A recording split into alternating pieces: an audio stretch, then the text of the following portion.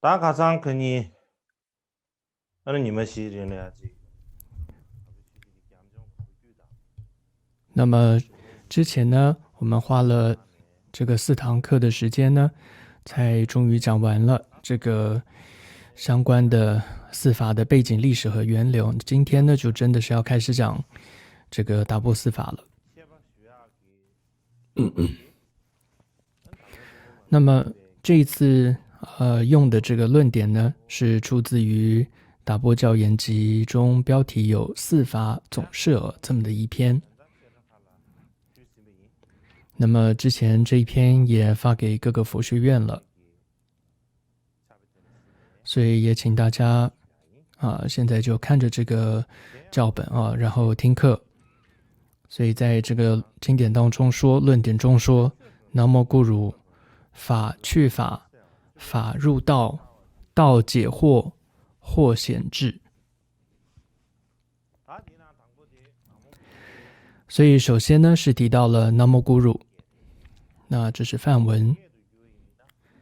那如果翻译成藏文的话，或者说中文这里就是顶礼上师。我想这不用解释，可能大家也应该都了解但是我还是想简略的分享一下自己的一些想法。那么一般来说，在藏文当中我们会说喇嘛，那就是这个词呢，它源自于梵文，这是咕噜，然后新创出来的这样一个词汇。那么在梵文当中的这个咕噜呢，它是有多重的含义的。其中一个比较重要的含义是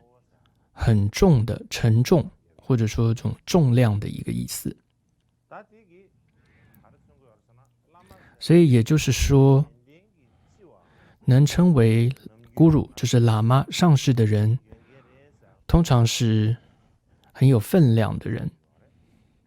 就像是我们一般会说有很重量重量级的人物。但是在藏文中，形容重这个词的发音跟牛粪发音是很像的，很容易搞混。因为这个发音很接近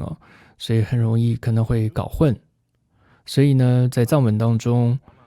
就没有用牛粪鸡这个重这个字而是用咕噜很巧妙的把重这个词换成了无上的、不可逾越的这样的意思，所以就是拉那梅巴，就是拉玛它的意思。所以我们看到在律典当中，我们说最开始女性出家的时候，那么她需要具备，佛陀就制定她必须要具备八敬法，就是这个尊敬的敬，八敬法。那么这位女众所制定的这样一个八敬法，它有时候也可以翻译为八重法，或者说八不可逾越的法。这个意思是说，只要是出家成为女众之后呢的出家女众出家之后，你就不可以逾越这样子的这8个法。所以总之呢，在藏文里面，喇嘛也就是上师它就是有无上的、不可逾越的，而且代表他具备了无上的功德，还有很特殊清净的这种品质。那么除了重量这样的意思之外，咕噜它还有另外一个含义首先，咕噜它是一个复合词就是你可以分开来做解释的。那么咕是梵文中有黑暗的意思，如呢是光明的意思。所以说咕噜合在一起讲的时候，就是指说能够遣除众生我们心中的黑暗，同时呢开启我们智慧光明的这个人，他就是咕噜，就是上师。所以无论从哪个角度来讲，你称叫咕噜也好，或者我们说拉玛就是上师，所以都都不是我们通常说学校的这种一般的普通的老师哦，不是这样的。Guru 上师是什么呢？他不是让我们向外把我们的心或者带领我们向外去观看的人，而是引导我们向内去观看自己的心，或者说引导带领我们人生的这样一个导师。他也可以是我们人生的一个榜样，而且由于他是一个过来人，他有他过去的这样的经验和能力哦，所以他能够引导我们开显和发掘出我们自身本具的这些智慧和潜力哦。所以我们要这样来理解这个guru，上师的意思。这个词在印度呢是很普遍的，就是 guru。同时现在我们说信仰佛教的这个尼泊尔的这个释迦族当中也很重视这个词。但是呢，guru 或者说上师喇嘛这个词最主要还是在藏传佛教当中被使用，像是汉传佛教当中的密乘，或者说日本的这个东密并没有太使用这个上师或者说 guru 这个词汇。但是呢，和上师这个词比较类似的，另外其他佛教徒会常用的词是什么呢？就是善知识，或者说叫善友。那么这个善知识和善友这两个词的话，就是大部分佛教徒普遍都会使用的了。所以无论说上师也好，或者说善友善知识也好，这在意思上没有太大的差别，但是使用上来说，上师主要还是被用在密乘当中使用的比较多。那么这里谈到上师也好，或者善知识也好这在我们修持佛教的时候都很重要，尤其是在修持大乘秘密金刚乘佛教当中是更受到这个重视的。这有很多的原因就是上师受到很重视有很多原因，但主要今天讲一个，就是在大乘无上序论当中，在讲释这个三皈依处的类别的时候呢，就有说到由是佛法僧三义，三种佛法与三用，依敬慕者之根器，因而安立三皈依，有这样一段话。所以这里在说的意思就是，首先对于大乘的人，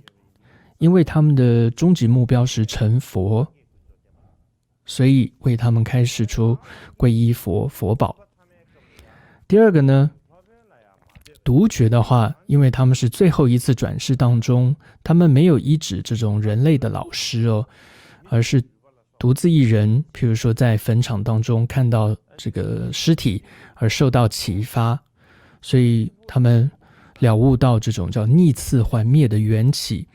他们是直接以法为师所以为他们就说了这个法宝，所以说皈依法是为他们说的。最后呢，声闻乘的人主要是以僧团为止，他们住在僧团当中，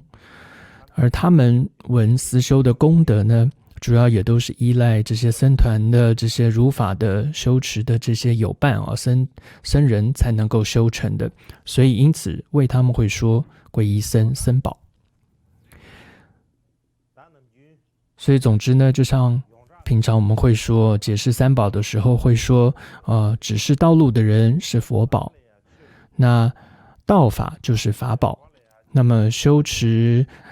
道上的这些助伴呢就是僧宝。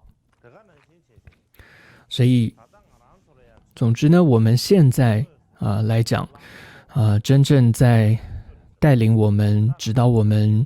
这种善恶取舍的是谁呢？就是上师善知识。所以我们说大乘尤其说是这个修持密乘的行者，他们因为努力在修的就是要成佛，得到佛的果位，所以对于他们来说，有一位直接带领他们这样成佛的上师就非常的重要。尤其我们说密乘是成佛的一条可以说捷径所谓的捷径呢，意思是什么呢？意思是说你可以很便捷的、快速的抵达你的目的地的这样一条道路。但不仅是如此而且捷径它指的是一条一个不寻常的道路，不是一般人会走的道路。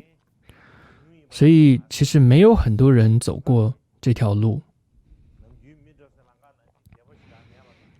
而且呢，这条路也因此并不好走甚至还有可能有些危险。所以捷径它包含了这些意思在里面。所以如果我们下定决心要走这一条捷径的话，所以你就一定需要一位有经验的这样一个向导来带领你，请求他带领你。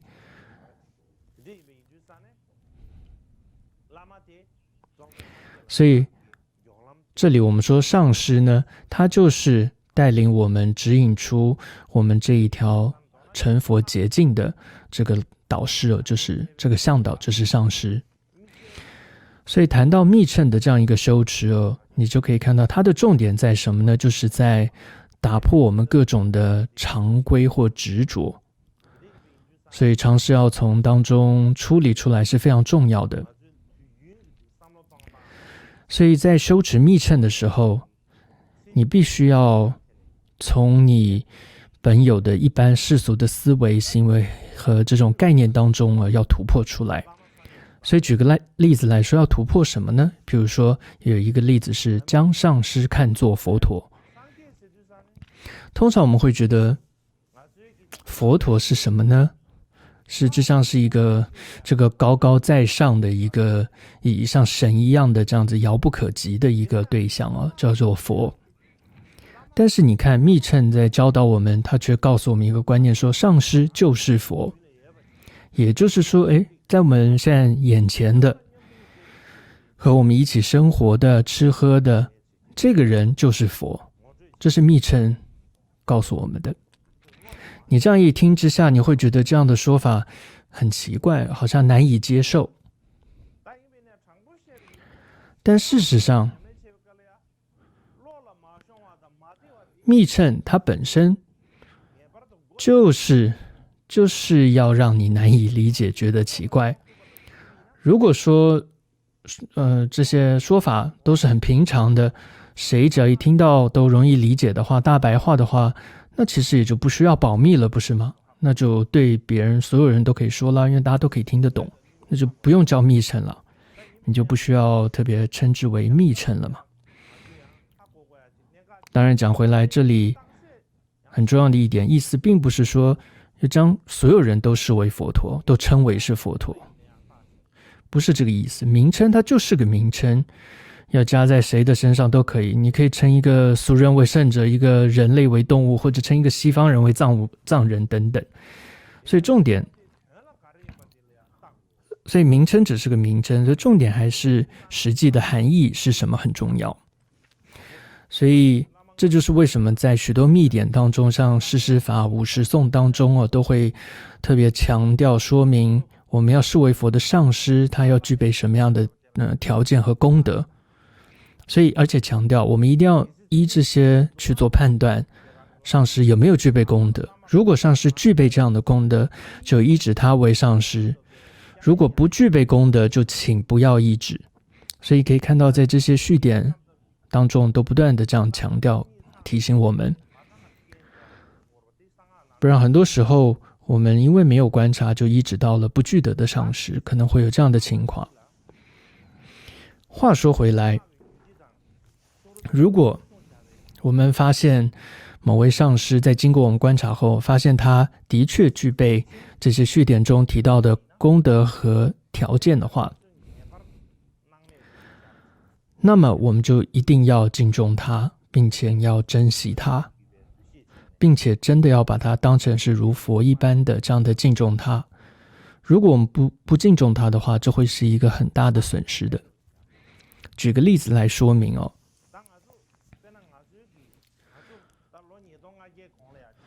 例如，如果回到2500年前，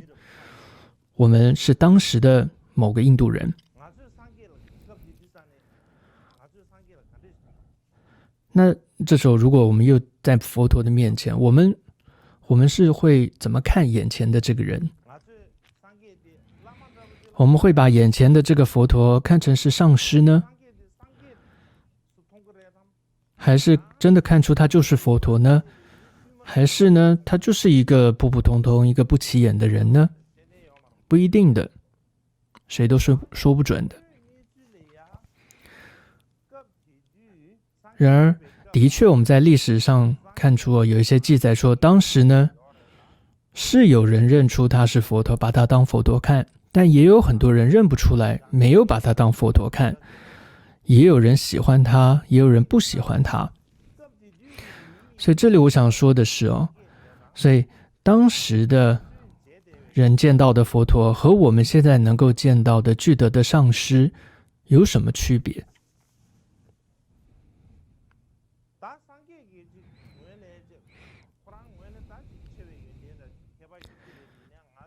当然从佛陀本身来讲，他有他特殊的功德，但是因为我们是有这种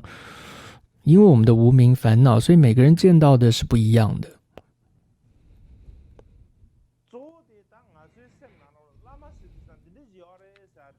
所以我觉得见到是见到，那没有太大差别但重点是我们心中就是我们理想中的或者说概念中的这个上师或者是佛，可能我们理想中或概念中的佛都太神话了。所以当我们真的眼睛看到了真正的佛的时候，可能也不会相信，会觉得你不是我们想象中的佛，你可能不会真的想要皈依他。所以我们很有可能是真正佛在眼前，却看不出他是佛。所以同样，如果我们发现观察后，如果真的一位上师，我们见到他是具德的上师的话，就真的要感到幸运珍惜视他为佛。那么带着这样的心依止这样的上师的话，离成佛的路他就近了。所以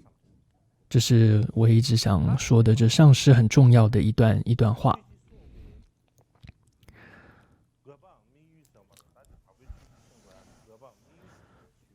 那么再来我们说讲回四法它的目的是什么呢？那在这个这部论中没有说得很清楚，但是冈波巴大师在其他当中有提到，要切实修持佛法，就必须做到法去法，这个法入道，到这个解惑或显智。所以换句话说，意思就是如果你是一个切实的脚踏实地的想要名副其实的老实的一个修行的人的话，那么这四个就是你最重要必须知道的四个重点。那么接着我们回到论中就有提到，那哪四个呢？就是法去法，法入道，到解惑或显智，就是这四个。那么这四法的顺序呢，主要是依据噶当派的三世父的道次第而说的。所以四法中的第一法主要说的就是下士父的修持，下士道，所以是欲求的是人天果位的这样子而说的。所以结拱村就有提到，就是贡巴粗智宁波，也是冈波巴的侄子，他就有说到说，首先要相信业果，这就是世间的正见，同时要观修业因果，同时要止恶，要行善，那么这个的得到的果位就是人天果位。所以就是在讲这一段下士道这一段。那么所以我们讲到法去法第一个，那为了知道法去法呢，需要可以我们分成3个部分来讲。所以为了正确知道法去法，我们第一个需要知道反面来说，如果法不去入法会是怎么样。第二个，好，那我们知道法去入法很重要，那我们就要知道如何法能够去入法，这是第二个。第三个，法去入法的标准又是什么？所以有这3个部分我们可以做讨论。首先第一个，法不去入法，这是怎么样一个情况？是什么意思呢？那么在由洛莱亚巴详实记录这个冈波巴解释达波斯法的笔记这样一个笔记中有提到，冈波巴大师就说，无知一心只会追逐此生，布施等善成为相似法的虚伪性，有这样一段话。所以洛莱亚巴就对于他记录下来冈波巴大师的这段话解释说到说，一般来说万法难道不就是法吗？那么法不去入法又要如何解释呢？这里就主颂有提到无知无知呢即是无明，这有2个含义，一是指对于此生因果业力的无明，或者第二个含义是说，由于受到遍计的无明的驱使，一心只想求得自己在今生的快乐，因此一心追求世间8法，那么导致大部分的作为都变成10种不善，因此这一切都是在造恶了。看起来在做布施、闻法、持戒、闭关、实修等等善行，然而这一切都不是佛法，都只是相似佛法的虚伪的行为。所以贡村呢就有这样的一段解释。还有帕莫主巴也说，法不去入法，它指的是什么呢？就是一心只追求今生的快乐，让一心只追求世间8法。另外呢，帕莫主巴他的亲传弟子就是直贡的吉天颂公，有一本叫《大罗马》，因为他是在这个马年说的，所以叫《大罗马》这样的一部篇章，他对大众开示集中说到说，法不去入法的意思是什么呢？就是指为了得到今生的财富、他人的恭敬、变得有权势，或者想要得到别人的赞叹，导致所行持的一切善根的结果都是相反的，都是痛苦的、罪恶的结果等等。他在里面说了很多还有在你看萨迦派的离四贪执中也说，若贪此生非行者，所以和这里法去入法要说的是一样的。所以总之，如果我们不懂得如何正确的修持或者就算知道，但是你没有放下今生，比如说对于快乐、舒适和名声的追逐，结果修行的目的只是为了今生不是为了得到佛的果位，而只是为了今生得到快乐呀，或者变得富有、出名、有权有势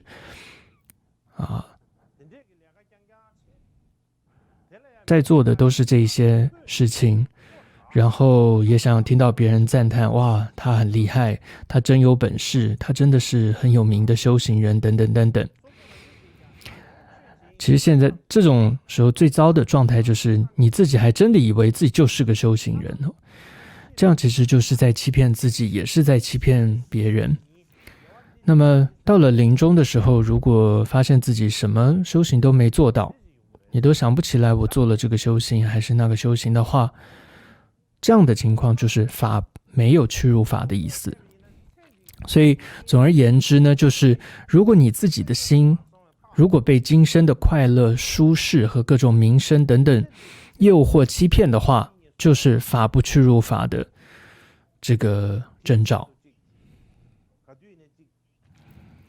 所以呢，我觉得如果你总是想的是自己的快乐、舒适和名声的话哦，你就代表你的心没有去如法。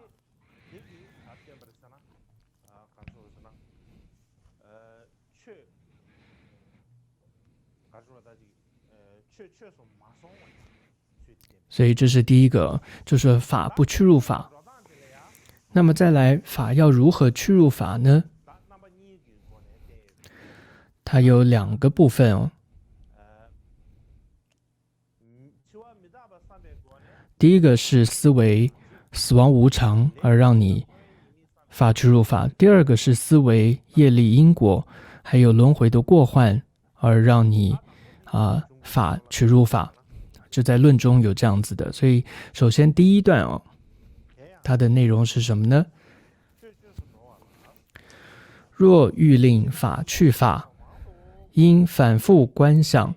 情气之无常，大限之时，终要抛下一切财物资具亲眷与旧事，举举独行。彼时除法之外，皆是百无一用。故而若不生起万事尽是徒劳之想，何谈令法去法？应作死亡不知何时到来之想。既然无权选择明年今时，更无力死于次月今日。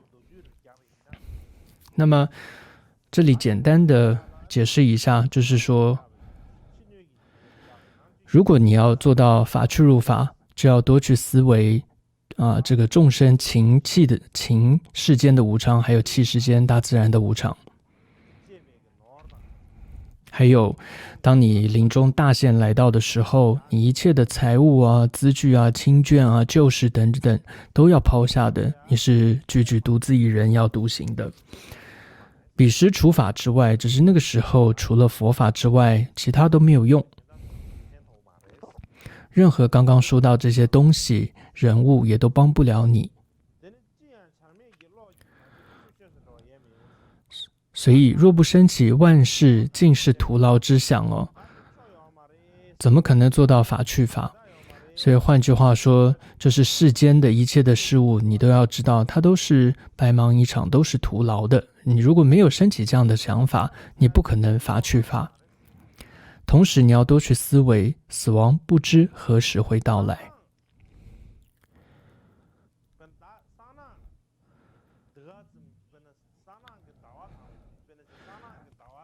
再来，你也不可能选择说明年的某月某日我可以活到那个时候，你没有权利做这样的选择。那么你也没有能力说我什么时候某月某日要死亡，要这样去想。那这是就是简略的就文字上解释一下。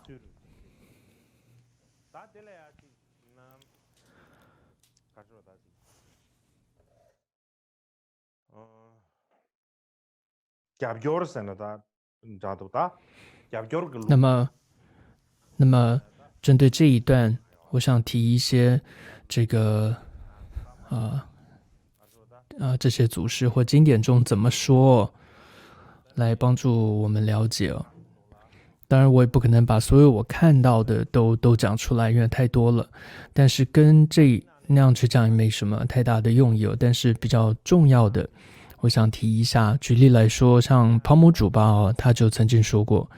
借由观修无常而能够厌离此生，这就是法去法。再来呢，还有刚刚也有提到过这个直供的吉天颂功的大落马这个大众开示集中也有提到，为了反转我们贪着此生的心，需要什么方法呢？就是意念无常，就能够使贪着此心的心反转。另外还有在宗喀巴大师的这个三主要道当中也有这么一个偈言中说，暇满难得寿不留，或者说寿无常，修习能断今生欲有。所以你可以看到这里要说的意思呢，重点都是一样的。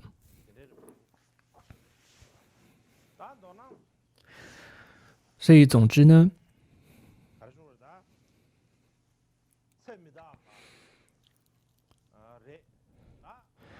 那么我们说无常啊，然后刚刚这段内容都是在讲无常啊、业力因果啊、轮回过患。在讲这些的时候，我想都已经变成是老生常谈了，就是我们可能都听太多，就是搞不好听多到耳朵都长茧了，就是完全都再也听不进去了。可能你怎么又在讲这个？只是说是啊是啊就是这样啊，然后但其实是一点感觉都没有，是很麻木的，甚至觉得这些好像跟自己一点关系都没有。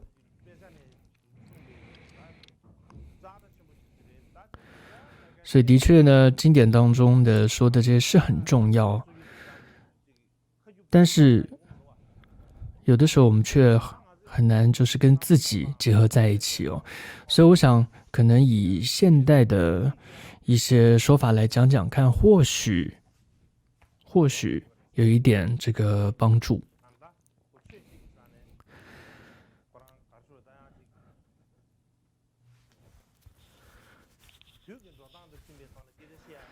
所以有的时候我觉得讲法也需要跟符合现代的一些方式来讲，比如说对人说人话，对鬼说对话，对鬼说鬼话一样。所以我觉得对现代的人就可能需要一些现代的方式语言来说明。所以我想说的就是说，我们回到自己，就回顾一下自己的一生吧。真的，我们每个人各种苦乐，什么经验大概都碰过。但是你可以看这全部的经验，最终都只有一个结果，那是什么呢？或者最终都只有共同的一个情况，就是都会改变的。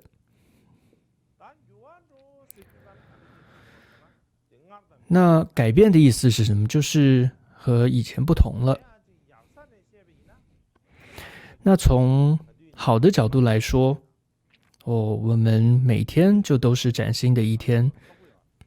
每一刻每一分钟也都是崭新的。换句话说呢，随时随刻我们这些都有崭新的机会在你的眼前。但从不好的角度来说，的确很多事情的结果都很无常是不尽人意的。所以有的时候呢，它会让你带来很多的这些惶恐啊、焦虑和烦恼所以总而言之，这就在这不断的变化当中，最终我们都会死亡。死亡也是一个变化嘛。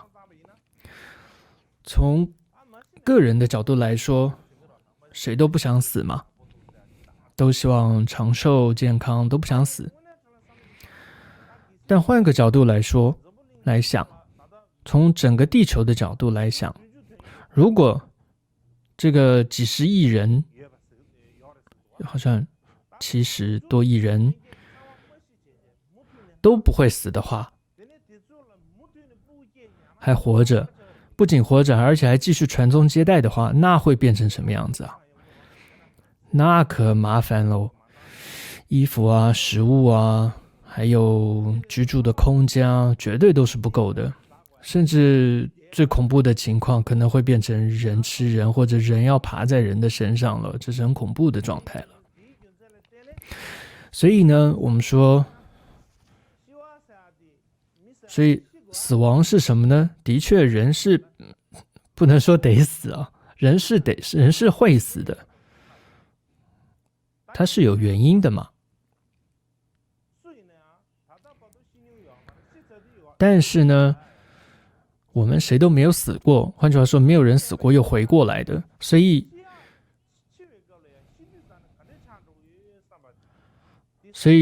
我们都没有办法想象到底死亡之后是什么样子的。如果有人死过，那就不怕了，就知道了。他就会跟你说，是这个样子那个样子，但因为没有人真正死过，所以我们不知道，无法想象。当然或许有的时候可能你有这样经验，就是身边有些人死亡了，或者你在一些新闻媒体报道上看到哪里有人死亡了，这时候可能你会有一种对于无常啊、生命啊这些稍微有一些感觉。就像是这个今年，不是今年红本杂配哦，就是都已经那个不好的都过了，这应该是去年啊。总之去年啊，总之已经跟去年说了 goodbye 再见了。所以2020年中呢，我们知道因为这个疫情的关系哦，那么每天呢都有这个成千上万的人死亡哦。所以这么恐怖的这个事情，我想大概从来没有人想过会变成这样的。所以呢，我们说，可以说我们每个人都有很多种恐惧哦，但我们最害怕的、最恐惧的，可能就是不知道什么时候会死亡，死亡什么时候发生，我们不知道，这可能是我们最害怕的一件事情。如果说我们能够事先知道什么时候会死，而且做好准备的话，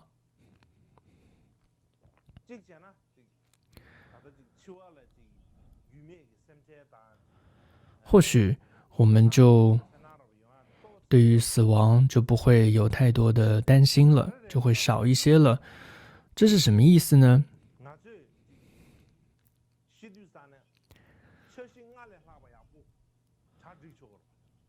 因为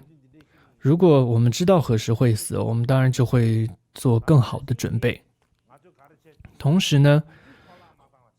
我们知道何时会死的话，我们也就不会浪费时间，会专注在一些真正重要的事情上。你当然就不会想说到时候我死的话会有遗憾，而且你会真正的会努力哦，这个你真正想完成的事情上。但是实际的情况并不是这样子，我们因为并没有思维这个无常，我们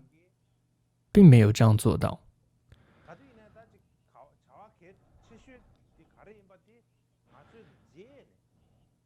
所以结果变得总是生命中很多重要的事情我们都反而没有做，然后最后一刻才想到，哎呀，应该要赶快完成，但那时候又来不及哦，所以很后悔。所以呢，谈到死亡，很多人都会感到不太舒服的，还是别说太多吧，会觉得不舒服，有些难过。但是呢，一个值得我们高兴的，或者一个让我们比较放心的好消息是什么呢？就是我们是有来世的，而且我们不仅仅有来世，而且是没完没了的生生世世。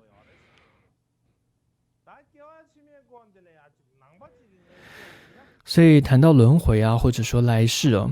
佛教徒可能会觉得理所当然，不管是不是真的相信，你会觉得就是这样啊，理所当然的。但是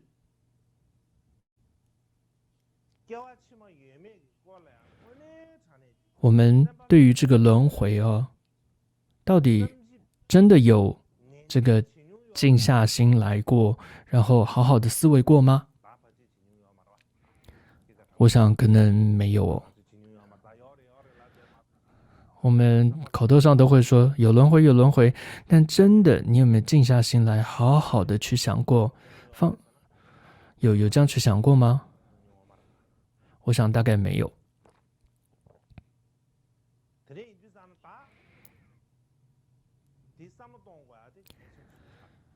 但我觉得应该要想一想，这是非常重要的。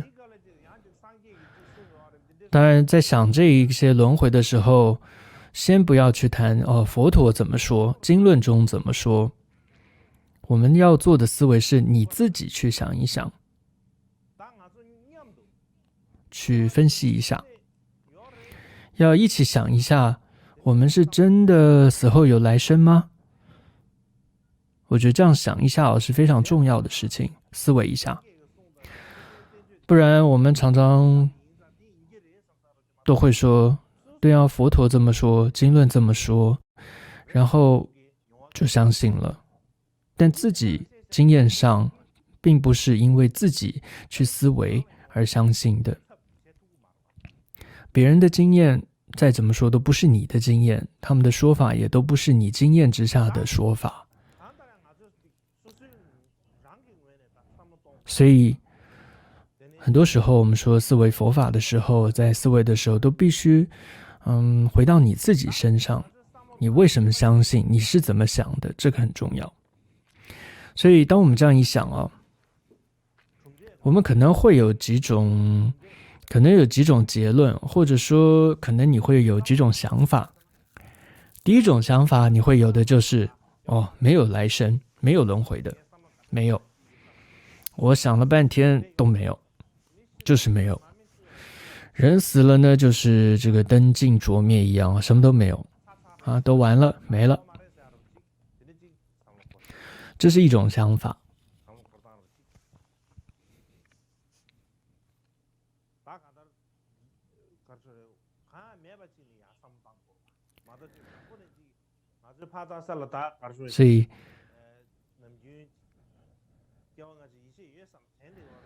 所以一开始呢，你可以看到很多时候呢，我们只是理所当然的以为有，但是呢我们想的时候的确得先从零开始去想，所以这第一种想法就先从没有这样去想比较好，而不是先从有啊，有轮回啊，有来生去想。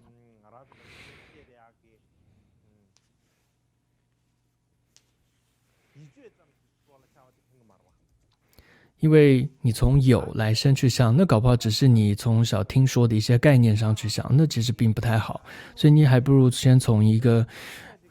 没有这个角度去想。但第二个想法是，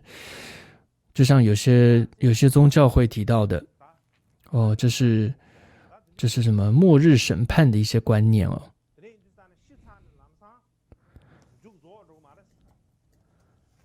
所以会觉得死后呢不会马上什么都没有，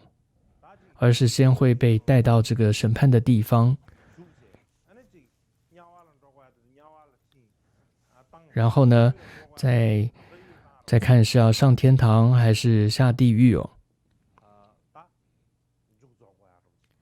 然后那个时候才最终就轮回就结束了。再来第三个想法可能是什么呢？也就是我们佛教的想法了可能会有来世，而且不止一两世，甚至更多世，成千上万，这个无量的生生世世。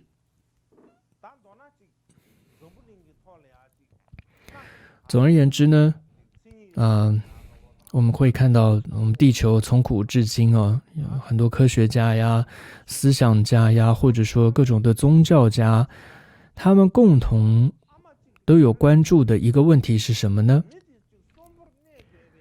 到底我们人生命它的意义是什么？这就是他们都在问的一个问题。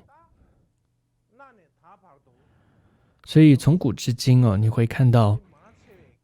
事实上世界每个地方，很多人其实问他并不认为死后什么都没有，他们还是觉得是有什么留下来的，甚至很多宗教也会这么讲。如果说我们来到人世间就这么一生的话，那就好像我们来到此生也没什么意义跟目的可言嘛，因为反正就一次而已。那别人就会问你为什么要来这一次？但是就因为你有一次两次而来，那才有原因可说。所以如果只是一次的话，那么科学的见解呀，怎么历来的这些历代的，或者说宗教的这些见解等等，也都变得没有任何意义了。事实上，都变得没有意义了。现在也应该看不到这些宗教典籍、科学的说法，但现在还有啊，所以这就代表说是有轮回的，不止一生而已的。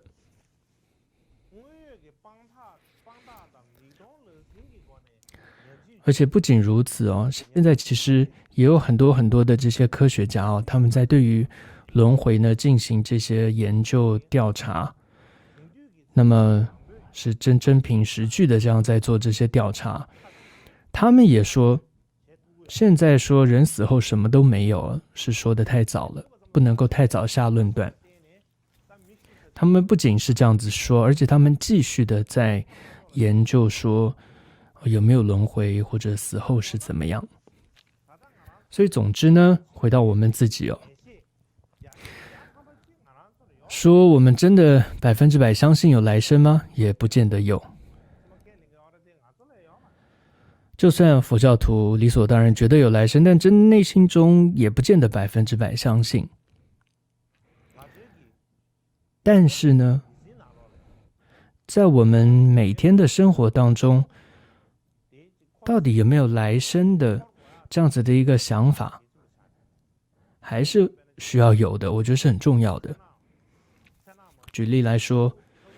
有时候在很安静的万籁俱寂的晚上，你独自一人的时候，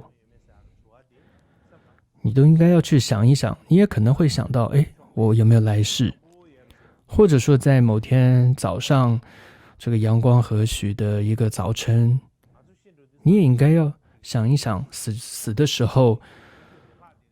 我们的心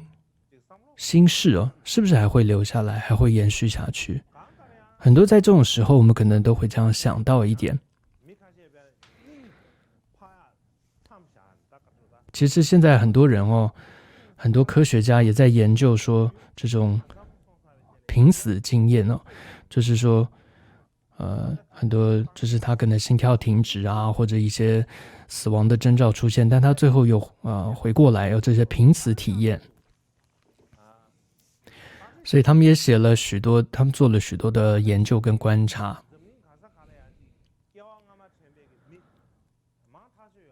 还有现在呢，很多人呢也报道说，有些人，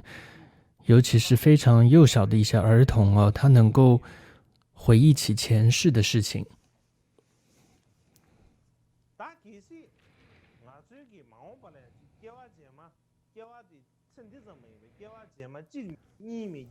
如果说我们知道说人是有很多后世的，而且不断的生生世世轮回的话，如果我们这样的认知的话，那我们现在对于很多手头事情的规划计划会有什么影响吗？一定是有影响的。举个例子来说，就像是一个导演在拍一个电视剧如果它只是一部电影，2个小时就结束的，几个小时就结束的电影，那么这个剧本内容也就必须是配合2个小时的内容，2个小时的剧情，这样去写、去准备、去发展。但是如果你在做的是一个连续剧的话，那么这个剧本就不能只是2个小时了，它可能是要更多集的剧本去规划、去设计。同样的道理，如果我们只活一辈子，你会怎么活？你就是有，但如果说你有很多个身世的话，那或许你整个思维观念就会完全的不同。你也必须有不同的一些思维。所以我觉得呢，我们的心要想得远一点，我们的心要打开一些。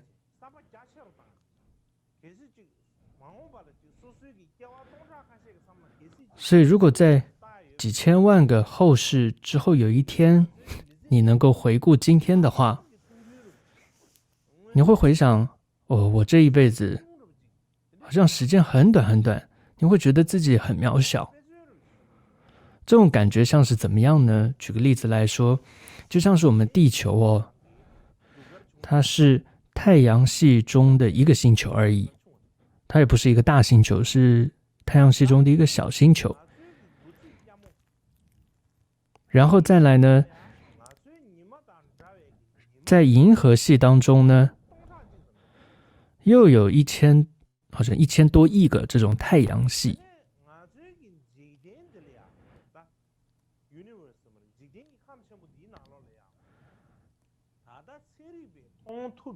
那么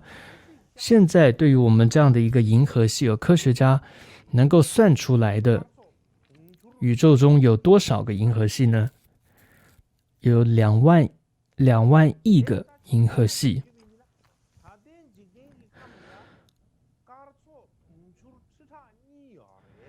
所以换句话说呢，整个宇宙可能会有1000多亿个乘以2万多亿个太阳系，这是多少？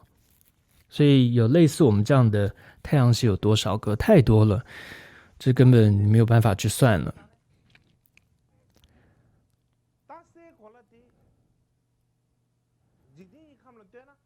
所以这样一想，我们可以感受到地球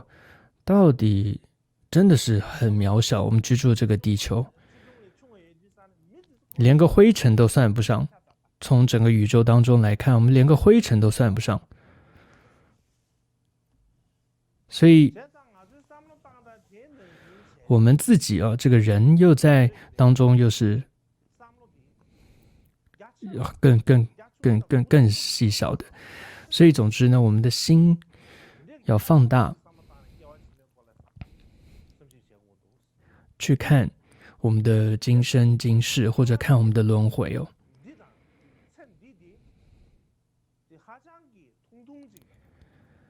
所以这个时候我们不仅是要能够体会到这一生是多么的短暂和渺小，同时我觉得更重要的是就是说虽然我们这一生从千万生来说它非常的短暂和渺小，但是我想说的是，你更要体会到这一生是多么的珍贵。所以这就是而且你还能够直遇到佛法，所以这就是佛教当中谈到的思维暇满难得人生的一个意思所以我想从这个角度来看的话，去思维人生难得无常，可能会有一些感觉，但也不一定吧。但现在很多时候我们都听太多了，可能都没有什么，都麻木了，没什么感觉。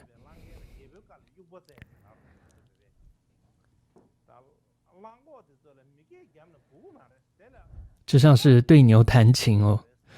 对牛弹琴是没用的，你必须拿根棍子它才会动。但我们真的现在都变成是这样，但不知道我们是不是牛这我不知道，但我们的真的变成是这样了。就说换句话说，没碰到那个棍子，就说你没遇到就不见棺材不掉泪，你没遇到一些什么这种问题的时候，碰撞的时候，其实你也不会内心会改变，愿意改变些什么。我们变成是这么的情况。好，今天就讲到这里。